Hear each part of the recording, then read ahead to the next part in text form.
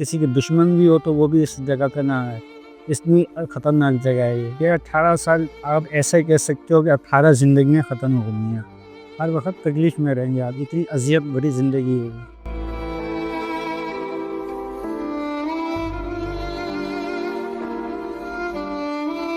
یہاں ایک دن بھی جو نا 1 سال سے کم نہیں. میری والدہ کا انتقال ہوا, میں ان کو دیکھ نہیں سکا.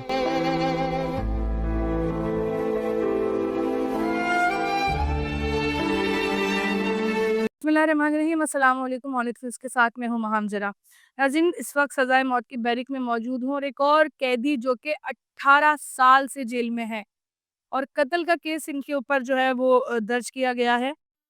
ان کی کہانی ایسی ہے کہ انہوں نے جیل میں آنے کے بعد زندگی کی ہر نعمت کو کھونا شروع کر دیا.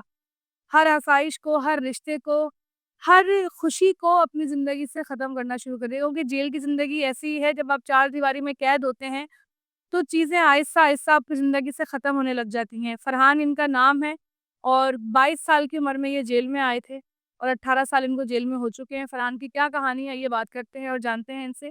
فرحان بھائی, کیا مقدمہ آپ پہ لگا ہوا ہے؟ کیا خطا تھی جس کی وجہ سے آپ کو جیل کے سلاخوں کے پیچھے آنا پڑا؟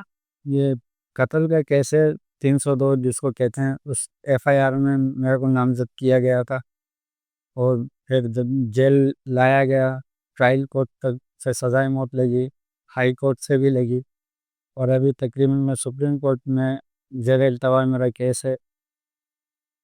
اور اب تک میرے کیس کی کوئی سنوائی نہیں ہو سک رہی ہے. 8 سال تقریباً سپریم کورٹ میں میری اپیل کو لگے ہوئے ہو چکے ہیں, کیونکہ میرے پاس وسائل نہیں ہے. نہ وکیل کر سکتا ہوں, نہ وکیل ہے میرے پاس. اور اب تک کوئی پیروی کیس کی نہیں ہو پا رہی ہے, نہ کوئی ہے پوچھنے والا. میں اگر آپ سے پوچھوں تو ہوا کیا تھا واقعہ جس واقعے کے بعد یہ ساری کہانی شروع ہوئی؟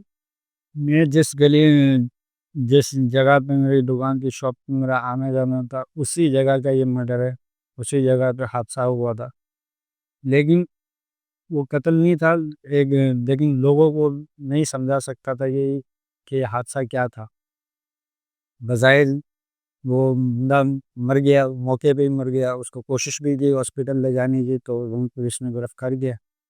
اب انہوں نے وہی کیس میرے کو نامزد کر کے جیل بھیجا. اور پہلے تو مخالفین زندہ تھے, وہ آ رہے تھے. اب ان کا انتقال ہو گیا, اللہ ان کی مغفرت کرے. کافی کم تک وہ پیچھے آ رہے تھے, ان سے بات بھی کی تھی, کوشش کی تھی ان کو سمجھانے کی, معافی مانگنے کی کسی طرح وہ. لیکن اتنے عرصے کے اندر ان کا انتقال ہو گیا. پھر ان کے جو مدعی کے جو بھائی تھے ان کا بھی انتقال ہو گیا. اب وہ فیملی یہاں سے جا چکی ہے. نہ انہیں انصاف ملا نہ آپ کو؟ جی بالکل ایسے ہی. اب اگر انویسٹیگیشن ہوتی تو کم سے کم پتہ چل پاتا ہے کہ بھئی میں اس کیس میں نہیں. وقوع جو تھا اگر وہ صحیح اس کو انویسٹیگیشن کیا جاتا تو مجھے یہ زندگی کا کھارا سامنا گزارنے پڑتا ہے. اور یہ بڑے قیمتی 18 سال تھے. جوانی کی عمر کے جو سال ہوتے ہیں وہ بڑے قیمتی ہوتے ہیں, پوری زندگی انہیں پہ نربھر کر رہی ہوتی ہے. جی فرحان بھائی, 18 سال جیل میں کیسے گزرے؟ اگر میں آپ سے پوچھوں آسان الفاظ میں کہ 18 سال قید و بند, امیدیں, سختیاں, تنگیاں, بیان کریں کس طرح سے گزارے ہیں 18 سال؟ یہ 18 سال آپ ایسے کہہ سکتے ہو کہ 18 زندگیاں ختم ہو رہی ہیں. اس طریقے کی نوبت ہے, کیونکہ یہاں ایک دن بھی جو ہے نا 1 سال سے کم نہیں. بظاہر تو آپ کو ایسا دکھتا ہے کہ آپ پرسکون بیٹھے ہوئے ہیں, لیکن ذہنی دباؤ ہوتا ہے. آپ کے گھر والے, فیملی کے بارے میں آپ کا ذہن چل رہا ہوتا ہے. آپ کے کورٹ کے معاملات کے بارے میں آپ سوچ رہے ہوتے ہو کہ میں کیسے نکلوں گا. مطلب سکون نام کا جو لفظ ہے وہ نہیں ہوتا زندگی. ایسے ہی ایک لمحہ بھی آپ کو ذہنی سکون نہیں میسر آئے گا. ہر وقت تکلیف میں رہیں گے آپ. اتنی اذیت بڑی زندگی ہے. اس سے اہم تو یہ کہ جو کسی کے دشمن بھی ہو تو وہ بھی اس جگہ پہ نہ آئے. اس میں خطرناک جگہ ہے یہ. کیا دیکھا ہے 18 سال میں؟ اگر میں پوچھوں, صبح اٹھتے ہیں تو کیا سوچ کے اٹھتے ہیں اور رات سوتے ہیں تو کیا سوچ کر سوچیں؟ ہر صبح یہ ایک آس ہوتی ہے کہ شاید اس بار کورٹ میں کچھ بینچیں بنے, کچھ کام ہو, شاید ہم بھی اس مہینے چلے جائیں. ایسی ہی آس ہوتی ہے. اسی امید کے اوپر تقریباً قیدی جیتے ہیں. یہاں ہمارے بہت سارے قیدی بھائی ایسے ہیں جو بہت مجھ سے بھی زیادہ عرصہ ان کو یہاں گزر چکا ہے, کوئی ان کا پوچھنے والا نہیں. وہ کتنے قیدی ایسے ہیں کہ وہ यहाँ से निकल के कवर में चले आ रहे हैं। जी हाँ, मेरा इसी बैरिक में 2-3 इंतकाल हो चुका है, सिर्फ़ इस आस में कि उनकी अपील चले और फैसला आए। लेकिन अपील नहीं चली, उनका इंतकाल हो गया। क्या कुछ खो दिया इन 18 सालों में इस कैद की वजह से? इस 18 सालों में मैंने अपनी ज़िंदगी के सबसे अहम तरीन लम्हे खो दिए। मेरी बहन, उसके बच्चों के लिए मैं कुछ नहीं कर पा रहा।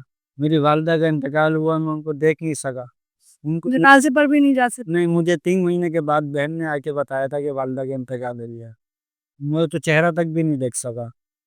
आखिरी बार वो जब मुलाकात में आई थी 2013 में आई थी मुलाकात पे, बहन साथ ही लेके आई थी। बस वो आखिरी बार उनको मैंने शीशे पे देखा था, उसके बाद देखना नसीब नहीं हुआ मेरे। ये जो अज़ियत, ये तकलीफ़ है, ठीक है, मेरी ज़िंदगी में सबसे कीमती चीज़ मेरी वालिदा थी।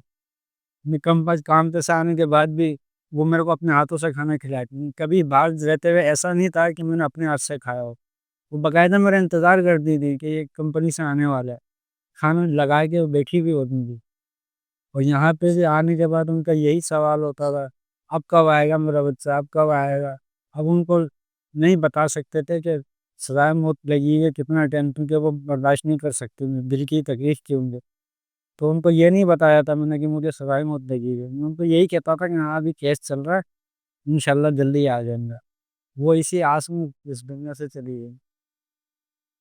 कुरान में जो लोग देख रहे हैं, उनको क्या आप मशवरा या क्या ऐसी बात कहना चाहेंगे जो वो आपसे कुछ सबक सीख सकें या आपसे आपको देख के अपने आने वाली ज़िंदगी में कुछ फैसलों को दुरुस्त कर सकें? यही है, मैं आज तमाम लोगों को ये कहना चाहूँगा कि ज़िंदगी में जो जो मैसर हलाल तरीके से मिल रहा है ना, उसी पे अगर तवक्कल रखेंगे, तो ज़िंदगी में कभी आपको तकलीफ़ का सामना नहीं होगा।